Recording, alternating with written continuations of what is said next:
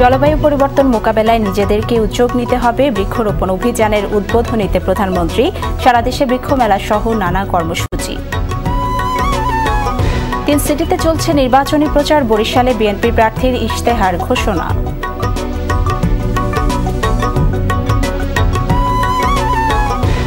এবং অনিশ্চিত ভবিষ্যতের মুখে রোহিঙ্গা শিশুরা, বাংলাদেশ আশ্রয় দিলেও দীর্ঘমেয়াদে দায়িত্ব নিতে হবে বিশ্বকে, মত বিশ্লেষকদের।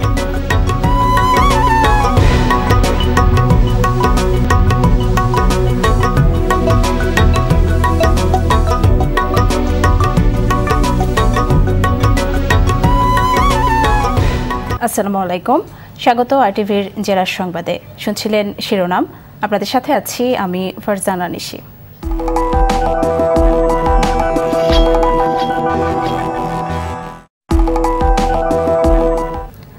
কারো মুখাপেক্ষী না থেকে জলবায়ু পরিবর্তন ও পরিবেশ রক্ষায় নিজেদেরকে উদ্যোগ নেওয়ার কথা জানিয়েছেন প্রধানমন্ত্রী শেখ হাসিনা। সকালে বঙ্গবন্ধু আন্তর্জাতিক সম্মেলন কেন্দ্রে বিশ্ব পরিবেশ দিবস ও পরিবেশ মেলা 2018 এবং জাতীয় বৃক্ষরোপণ অভিযান ও বৃক্ষ মেলার উদ্বোধনী অনুষ্ঠানে একথা জানান তিনি। এ সময় প্রতিটি উন্নয়ন কাজে পরিবেশের ক্ষতির দিকটা বিশেষভাবে নজর রাখারও আহ্বান জানান প্রধানমন্ত্রী। মারুফ রেজার রিপোর্ট। প্লাস্টিক পুনর্ব্যবহার করি, না পারলে বর্জন করি, প্রতিপাদ্য এবারের বিশ্ব পরিবেশ দিবসের। প্রতিবারের মতো একই সঙ্গে শুরু হলো জাতীয় বৃক্ষরোপণ অভিযান 2018। বনায়নকে বিশেষ গুরুত্ব দিয়ে যার প্রতিপাদ্য করা হয়েছে সবুজে বাঁচি, সবুজে বাঁচাই, নগর প্রাণ প্রকৃতি সাজাই। বঙ্গবন্ধু আন্তর্জাতিক সম্মেলন কেন্দ্রে বিশ্ব পরিবেশ দিবস ও পরিবেশ মেলা এবং জাতীয় বৃক্ষরোপণ অভিযান 2018-র উদ্বোধন করেন প্রধানমন্ত্রী শেখ হাসিনা। পরে পরিবেশের ক্ষতি করে এমন পণ্য ব্যবহার রোধের পাশাপাশি প্রত্যেককে অন্তত 3টি করে গাছ লাগানোর তাগিদ দেন প্রধানমন্ত্রী। খেলার মাঠ, কবরস্থান, পতিত বা পরিত্যক্ত জমি, এমনকি বাড়ির ছাদ অথবা ব্যালকনি, সব জায়গায় কিন্তু গাছ লাগানো যায় এবং একটা সবুজ বেষ্টনী সৃষ্টি করতে পারেন। প্লাস্টিক এখন বিশ্বের জন্য একটা সমস্যা, শুধু বাংলাদেশের না, সাগর মহাসাগরেও জাহাজ থেকে প্লাস্টিক ফেলার ফলে এখন অনেক জায়গায় জাহাজ চলাচলই বাধাগ্রস্ত হচ্ছে। আমরা এখনো অতটা খারাপ অবস্থায় যাইনি, কিন্তু এটা বিশ্বব্যাপী একটা বিরাট সমস্যা দেখা দিয়েছে। কারো সাহায্যের দিকে না তাকিয়ে পরিবেশ উন্নয়নে নিজেদের সামর্থ্য অনুযায়ী করার কথা জানান শেখ হাসিনা। বিশ্বব্যাপী আমরা জানি একটা সমস্যা দেখা দিয়েছে, বৈশ্বিক যে উষ্ণায়ন, এবং এর ফলে আমাদের বাংলাদেশ সবথেকে বেশি ক্ষতিগ্রস্ত হতে যাচ্ছে। কিন্তু আমরা কিন্তু কখনো ক্ষতিকারক কিছু করিনি। তারপরেও একথা চিন্তা করে ইতিমধ্যেই আমরা কিন্তু বিভিন্ন পদক্ষেপ নিয়েছি এবং আমি মাননীয় অর্থমন্ত্রীকে বললাম যে আমরা কারো মুখাপেক্ষে বসে থাকবো না, আমরা আমাদের নিজেদের অর্থেই আমরা একটা ট্রাস্ট ফান্ড গঠন করে এই জলবায়ু উষ্ণতা থেকে আমাদের দেশকে আমরা কিভাবে সুরক্ষা দেব তার জন্য অ্যাকশন প্ল্যান আমাদের তৈরি করতে হবে। এর আগে পরিবেশ সংরক্ষণ ও দূষণ নিয়ন্ত্রণ সহ বিভিন্ন অবদানের স্বীকৃতি স্বরূপ বৃক্ষরোপণে প্রধানমন্ত্রী জাতীয় পুরস্কার, Bangabandhu award for wild life conservation পুরস্কার ও জাতীয় পরিবেশ পদক তুলে দেন প্রধানমন্ত্রী। এবার মোট 35 ব্যক্তি ও প্রতিষ্ঠানের হাতে তুলে দেওয়া হয় এই পদক। পরে সম্মেলন কেন্দ্রের বাইরে গাছ লাগানোর মধ্য দিয়ে বৃক্ষরোপণ অভিযানের আনুষ্ঠানিক উদ্বোধন করেন শেখ হাসিনা।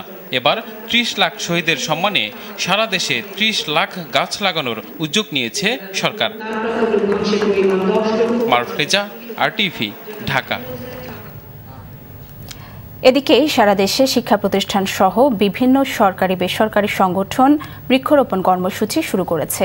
বিভিন্ন স্থানে শুরু হয়েছে সপ্তাহব্যাপী বৃক্ষ মেলা। ময়মনসিংহে মুক্তিযুদ্ধের 30 লাখ শহীদের স্মরণে বিভিন্ন শিক্ষা প্রতিষ্ঠানে বৃক্ষরোপণ কর্মসূচি শুরু হয়েছে। সকালে কর্মসূচির উদ্বোধন করেন বিভাগীয় কমিশনার মাহমুদ হাসান। চট্টগ্রামের বিভিন্ন শিক্ষা প্রতিষ্ঠানে একযোগে 1 লাখ বৃক্ষের চারা রোপণ করা হয়েছে। কর্মসূচির সূচনা করেন বিভাগীয় কমিশনার আব্দুল মান্নান। শরীয়তপুরে কৃষি সম্প্রসারণ অধিদপ্তর ও সামাজিক বন বিভাগ বৃক্ষরোপণ অভিযান ও ফলদ বৃক্ষ মেলার আয়োজন করেছে। সকাল 10টায় মেলার উদ্বোধন করেন জেলা প্রশাসক কাজী আবু তাহের। এছাড়া রাঙ্গামাটি, পঞ্চগড় ও নড়াইল সহ বিভিন্ন জেলায় সপ্তাহব্যাপী বৃক্ষরোপণ কর্মসূচি ও বৃক্ষ মেলা শুরু হয়েছে।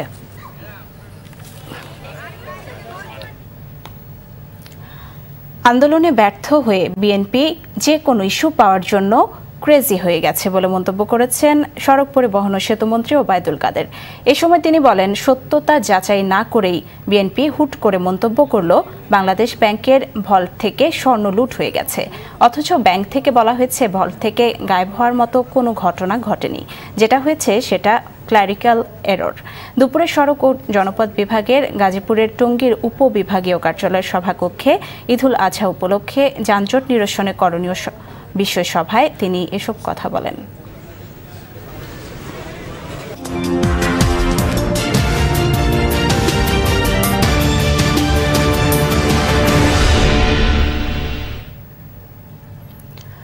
প্রচার প্রচারণায় জমে উঠেছে সিলেট, রাজশাহী ও বরিশাল সিটি কর্পোরেশন নির্বাচন।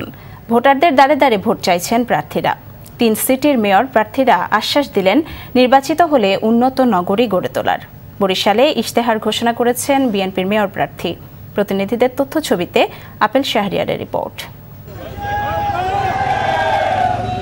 প্রচার প্রচারণায় জমে উঠেছে সিলেট সিটি কর্পোরেশন নির্বাচন।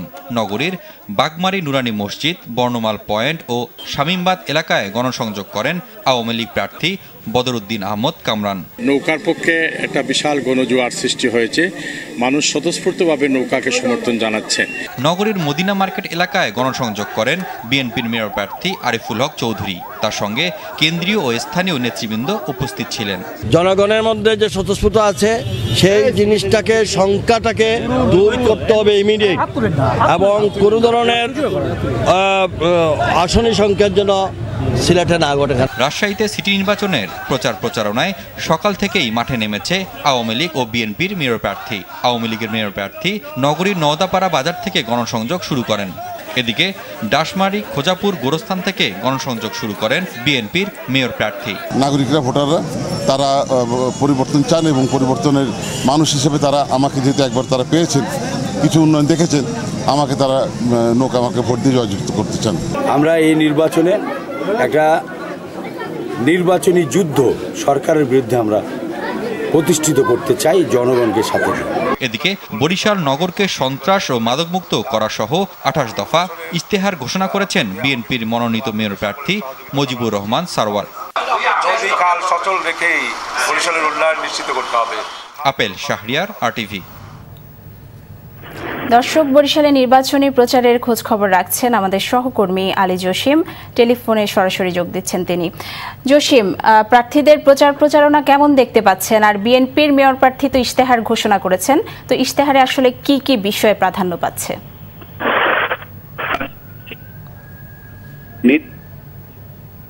নির্বাচন উপলক্ষে বিএনপির প্রার্থী অ্যাডভোকেট মুজিবুর রহমান সারওয়ার এক সংবাদ সম্মেলনের মাধ্যমে দলীয় কার্যালয়ে তার 28 দফা নির্বাচনী ইশতেহার ঘোষণা করেছেন। তিনি এখানে নগরের সৌন্দর্য বর্ধন এবং নগরীর উন্নয়ন এবং সমস্যা সম্পর্কে কিছু কথা তুলে ধরেছেন। নদী খাল সচল, তিনি বলেছেন নদী খাল সচল রেখে নগরীর উন্নয়ন করা হবে। নগরীর যে জলাবদ্ধতা ছিল তা পরিকল্পিত ড্রেনেজ তৈরি করে তার উন্নয়ন করবেন তিনি। আর অসম্পন্ন শহর রক্ষাবাদের কাজ তিনি সম্পন্ন করবেন। এছাড়া যে নগরীতে যে খালগুলি ছিল প্রায় দখল হয়ে গেছে, সেই খালগুলি সে পুনরুদ্ধার করবেন এবং পুনঃখনন করবেন। এছাড়া বিশুদ্ধ জল সমস্যা যে নগরীতে আছে সেটা সে সমাধান করবেন। আর নগরীর গুরুত্বপূর্ণ রাস্তাগুলি সে প্রশস্ত করবেন এবং সেগুলি সৌন্দর্য বর্ধন করবেন। নারীদের জন্য তিনি ডে কেয়ার সেন্টার এবং কর্মজীবী নারীদের জন্য সে আবাসন ব্যবস্থা করবেন এবং নারীদের জন্য টয়লেটের ব্যবস্থা করবেন। এছাড়াও নগরীকে পর্যায়ক্রমে ওয়াইফাই জোনের আওতায় নিয়ে আসবেন। অপ্রয়োজনীয় সিটি করগুলি সে বাদ দিয়ে দিবেন এবং সিটি কর্পোরেশনের যত অপচয় আছে সেটা রোধ করবেন। শিশু এবং নবীনদের জন্য বিনোদনের জন্য তিনি আরো নতুন পার্ক তৈরি করবেন। নবীন যুবকদের জন্য সে আলাদা ব্যায়ামাগার তৈরি করবেন। মুক্তিযোদ্ধা এবং ইমামদের জন্য বিশেষ সুবিধা দিবেন। বৃদ্ধদের জন্য বৃদ্ধাশ্রম তৈরি করবেন। শ্রমিকদের জন্য তিনি শ্রমিক কল্যাণ ট্রাস্ট গঠন করবেন। সমাজের গুণীজন জসিম, আপনাকে অসংখ্য ধন্যবাদ। দর্শক, এখন বরিশাল থেকে জানাচ্ছিলেন আমাদের সহকর্মী আলী জসিম। চলে যাচ্ছি পরের সংবাদে। ঝিনাইদহে বন্দুকযুদ্ধে একজন নিহত হয়েছে। র্যাবের দাবি, নিহত আমিরুল ডাকাত দলের সদস্য। র্যাব জানায়, গেল রাতে জেলার হরিণাকুণ্ডু উপজেলার ভাতুরিয়া গ্রামে এই বন্দুকযুদ্ধ হয়। এ সময় 3 র্যাব সদস্য আহত হন। এদিকে সাতক্ষীরায় ধর্ষণ চেষ্টায় ব্যর্থ হয়ে এক গৃহবধূকে পিটিয়ে ও কুপিয়ে হত্যার অভিযোগ উঠেছে স্থানীয় আক্তারুল ইসলামের বিরুদ্ধে। সকালে সদর উপজেলার পালিচাঁদ বিল থেকে তার মরদেহ উদ্ধার করে পুলিশ। ঘটনার পর থেকে আক্তারুল পলাতক রয়েছে। নিখোঁজের 2 দিন পর ঝালকাঠির আমুয়ার নদী থেকে সেলিম নামে এক যুবকের মরদেহ উদ্ধার করা হয়েছে। ব্রাহ্মণবাড়িয়া শহরের মেড্ডায় গৃহবধূ রোজিনা হত্যার অভিযোগ উঠেছে স্বামী রফিক মিয়ার বিরুদ্ধে।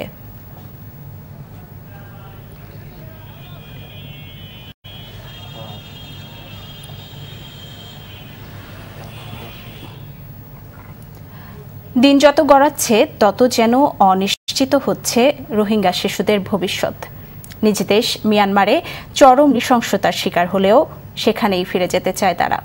এসব শিশুকে বাংলাদেশ সাময়িক আশ্রয় দিলেও দীর্ঘমেয়াদে দায়িত্ব নিতে হবে বিশ্বকেই, এমন বক্তব্য আন্তর্জাতিক সম্পর্ক বিশ্লেষকদের।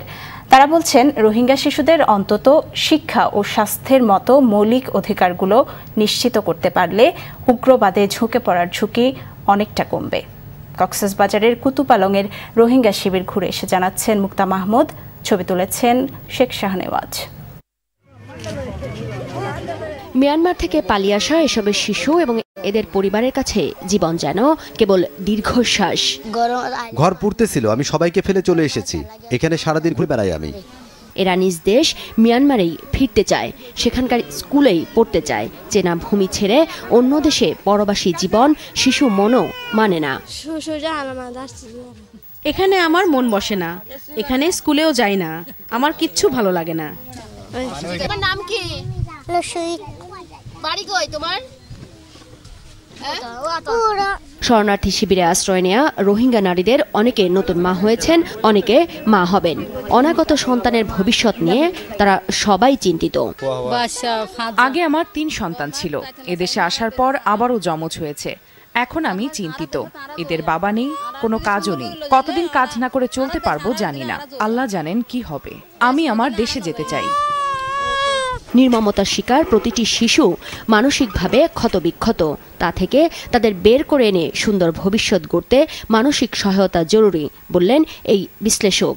যে প্যানিক তৈরি হয়েছে, যে একেবারে বন্ধ হয়ে গেছে, তাদের স্তব্ধতা তৈরি হয়ে গেছে, সেই স্তব্ধতার জায়গা থেকে আমরা ওটাকে ডিজলভ করতে পারি। আমরা সবাই মিলে এবং যেভাবে সারা পৃথিবীর লোকেরা আমরা যতটুকু রেসপন্স দেখাচ্ছি, সেটা যদি বাস্তবায়ন হয় এবং সরকার যদি সেই বাস্তবায়নটাকে যদি সুচারুরূপে এবং এখান থেকে যাতে করে কোনোভাবে মিসইউজ না হয়। আন্তর্জাতিক সম্পর্ক বিভাগের এই শিক্ষক বললেন, সময় এসেছে শিশুদের জন্য দীর্ঘমেয়াদী সহযোগিতার পরিকল্পনা নেয়ার। বাস্তবতাকে স্বীকার করে নেয়ার যে সমস্যার সমাধান অদূর ভবিষ্যতে এটা হবে না। এমনকি যেই প্রত্যাবাসন প্রক্রিয়ার কথা বলা হচ্ছে, সেই প্রত্যাবাসন প্রক্রিয়া যে মাত্রায় ধরা হয়েছে সেটা সম্পন্ন করতে গেলেও 10 বছরের মতো সময় লেগে যাবে। শিশুরা তারা যে অবস্থায় রয়েছে, তাদেরকে শিক্ষা ছাড়া এই অবস্থায় তাদেরকে রাখা অবশ্যই যাবে না এবং আন্তর্জাতিক সনদ অনুযায়ী তাদেরকে শিক্ষার ব্যবস্থা করা, এই দায়িত্ব কিন্তু নিতে হবে এবং এটা আন্তর্জাতিক কমিউনিটিকেই নিতে হবে এবং তার নেতৃত্ব কিন্তু বাংলাদেশকেই দিতে হবে বললেন। বিশাল এই জনগোষ্ঠীকে বাংলাদেশের ওপর চাপিয়ে দিয়ে বিশ্ব হাত গুটিয়ে বসে থাকতে পারে না। নাগরিকত্ব সহ মিয়ানমারে ফেরানোর পাশাপাশি নিরাপদ পরিবেশ তৈরি এর একমাত্র সমাধান বলে মনে করেন তারা। মুক্তা মাহমুদ, RTV, উখিয়া, কুতুপালং ক্যাম্প, কক্সবাজার। সংবাদ শেষ করার আগে শিরোনামগুলো জানিয়ে দিচ্ছি আরও একবার।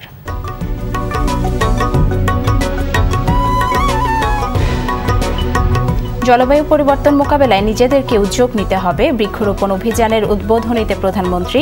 সারা দেশে বৃক্ষ মেলা সহ নানা কর্মসূচি। 3 সিটিতে চলছে নির্বাচনী প্রচার। বরিশালে বিএনপি প্রার্থীর ইশতেহার ঘোষণা। এবং অনিশ্চিত ভবিষ্যতের মুখে রোহিঙ্গা শিশুরা, বাংলাদেশ আশ্রয় দিলেও দীর্ঘমেয়াদে দায়িত্ব নিতে হবে বিশ্বকে, মত বিশ্লেষকদের।